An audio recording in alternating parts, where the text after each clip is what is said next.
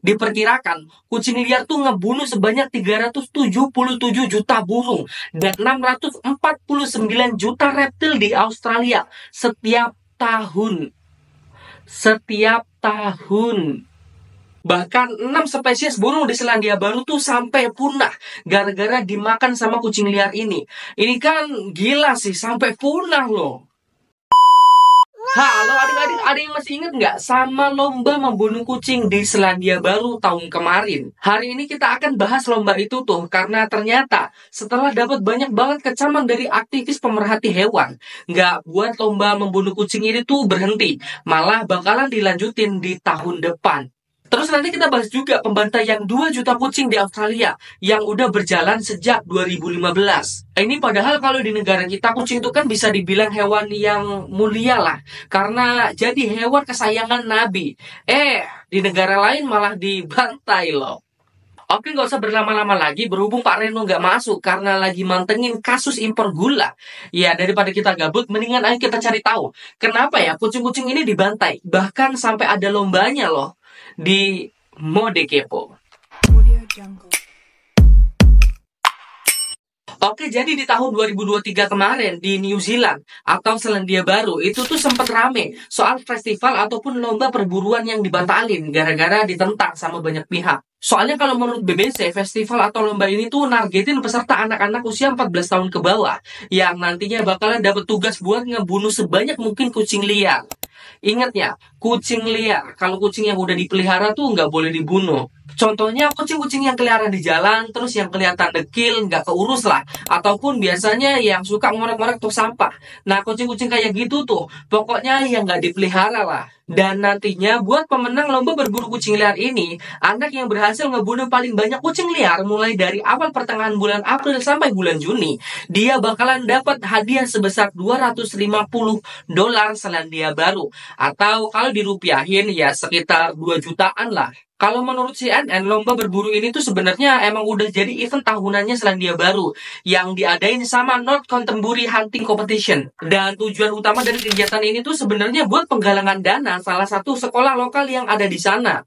Terus biasanya yang ikutan lomba ini tuh orang-orang dewasa dengan target buruan, rusa, babi, kelinci, ya yang kayak gitu-gitulah. Belum ada tuh yang spesifik kayak kucing ini. Barulah tuh di tahun 2023 kemarin, panitia penyelenggara nambah satu kategori baru, kategori junior, yang bisa diikutin anak-anak di bawah 14 tahun dengan target berburu kucing liar.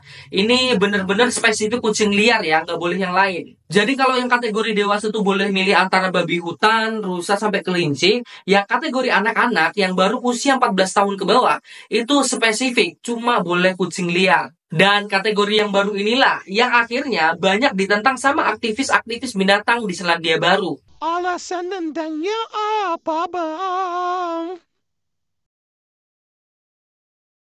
Kalau menurut juru bicara salah satu organisasi pemerhati hewan di Selandia Baru yang dikutip oleh BBC, salah satu alasannya adalah kekhawatiran terjadi perburuan yang salah sasaran.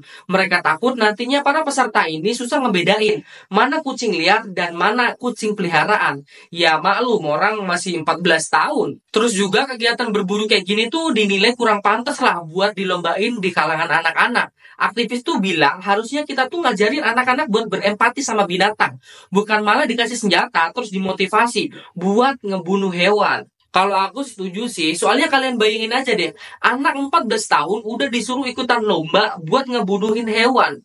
Ini kecilnya aja kayak gini, kalau misalnya nanti udah jadi gede, gimana coba? Mau jadi psikopat kali?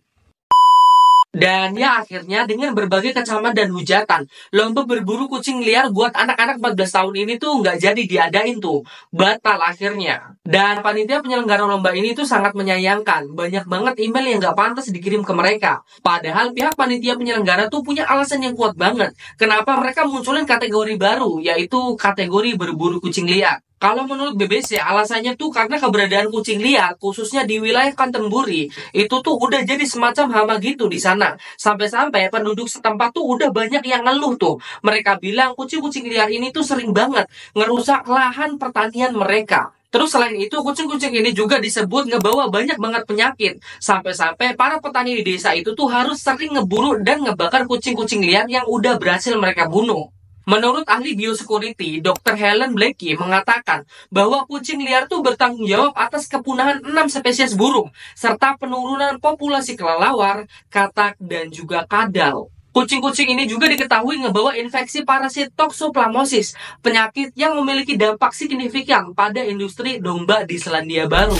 Karena lingkungan luar, kucing liar di lingkungan luar, dia pijak sana pijak sini, tidur di sana sini, itu menjadi pembawa kuman. Nah, kalau masuk ke dalam rumah, nah itu harus diterima juga.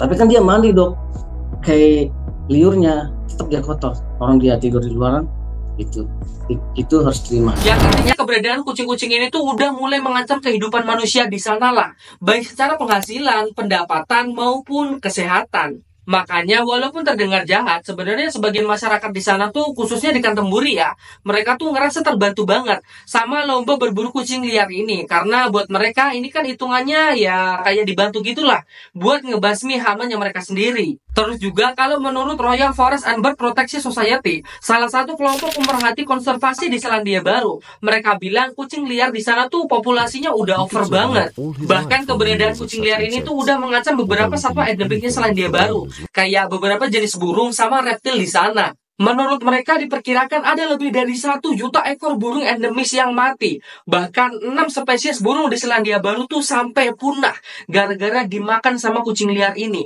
Ini kan gila sih, sampai punah loh. Kondisi kayak gini tuh sama banget kayak yang terjadi di Australia. Sampai-sampai pemerintah Australia nargetin pembantaian 2 juta ekor kucing liar pada tahun 2020. Oke, ayo kita bahas. Oke, sekarang kita bergeser ke Australia. Jadi kucing-kucing dibantai di Australia tuh sebenarnya udah jadi berita dari tahun 2015 yang waktu itu dirilis sama New York Times. Di situ pemerintah Australia emang nargetin buat ngurangin populasi kucing liar sebanyak 2 juta ekor karena jumlahnya yang udah terlalu banyak banget dan malah jadi predator untuk satwa-satwa asli di Australia. Buat yang belum tahu, kucing tuh emang bukan hewan aslinya Australia. Kucing tuh pertama kali mendarat di Sydney tahun 1788 dari Eropa. Nah, mereka tuh sengaja naruh di kapal buat ngurangin populasi tikus di kapal. Ada juga nih versi yang bilang kalau kucing pertama kali tiba di Australia itu sekitar tahun 1804. Bareng orang-orang Eropa gitulah. Dan mulai ada kucing liar di Sydney itu sekitaran tahun 1820. Nah, sejak saat itu tuh populasinya terus meningkat sampai mampu ngalahin hewan aslinya Australia. Dan indikator kuatnya tuh ketika masyarakat Australia mulai sadar, ini kok kayaknya kita lebih gampang nemuin kucing ya daripada hewan kita sendiri. Terus dari hasil sebuah studi pada tahun 2017 yang diterbitkan oleh jurnal Biological Conservation, diperkirakan kucing liar tuh ngebunuh sebanyak 377 juta burung dan 649 juta reptil di Australia setiap tahun. Setiap tahun. Gila, setiap tahun anjir. Ada juga riset yang nyebutin kalau kucing peliharaan berkontribusi membunuh 169 reptil, burung, sama mamalia setiap tahunnya. Bang, kok hewan asli Australia kalah sama kucing? Ya, karena kalau di Australia, kucing itu kan masuknya ke kategori hewan invasif. Ada yang tahu apa itu hewan invasif? Jadi pada intinya Australia tuh bukanlah habitat asli kucing-kucing ini. Sehingga hewan-hewan asli di sana nggak terbiasa tuh diburu oleh hewan yang bukan predator alami di Australia seperti kucing. Buat kalian yang belum paham, ayo kita balik lagi ke pelajaran SD tentang rantai makanan. Jadi di dalam suatu habitat telah terbentuk rantai makanan yang akan membentuk ekosistemnya sendiri. Nah, kita ambil contoh, benua Australia tuh kan punya rantai makanannya sendiri ya. Tiba-tiba datang tuh kucing atau secara umum spesies invasif pendatang yang tidak terdaftar di dalam rantai makanan di benua itu. Alhasil akan mengacaukan rantai makanan yang udah terbentuk secara alami. Nah, kalau udah kayak gini tuh akhirnya mau nggak mau ngedorong tindakan untuk memusnahkan spesies invasif. Karena kalau nggak bisa punah tuh lama-lama hewan asli Australia. George Frydenberg, Menteri Lingkungan Hidup Australia waktu itu, sampai ngomong kalau kucing liar adalah ancaman yang nyata dan ancaman yang paling signifikan bagi kesehatan ekosistem kita. Nah, akhirnya dimulailah rencana pembunuhan kucing besar-besaran. Terus ada beberapa cara membunuhnya nih. Dan cara yang paling populer tuh dengan cara ngasih sosis beracun. Masih menurut New York Times, jadi pemerintah Australia tuh nyiapin sosis yang bahannya tuh dari campuran daging kanguru, lemak ayam, bumbu, rempah-rempah, dan tentunya racun. Abis itu sosis-sosis ini ditaruh di pesawat, terus mereka terbang sambil ngejatuhin tuh sekitar 50 sosis di tiap kilometernya. Nah, ngeliat ini para kucing liar tuh tentunya senang banget dong, karena kapan lagi tuh ada makanan enak jatuh dari langit. Tapi cara nyebar sosis beracun ini tuh jelas nggak efektif ya. Soalnya kan bisa aja tuh sosis-sosis ini malah dimakan sama hewan lain. Jadi yang awalnya kita tuh pengen ngebunuh kucing, malahan hewan lain yang ikutan mati. Iya nggak sih? Menurut The Royal Melbourne Institute, di samping berbagai cara yang digunakan pemerintah untuk membunuh kucing, baik yang pakai racun ataupun yang nyebar virus, cara menembak sejauh ini yang paling ampuh sampai ngehasilin 83% kematian kucing liar. Terus di awal pemerintah Australia mengumumkan rencana pembunuhan massal kucing liar pada tahun 2015.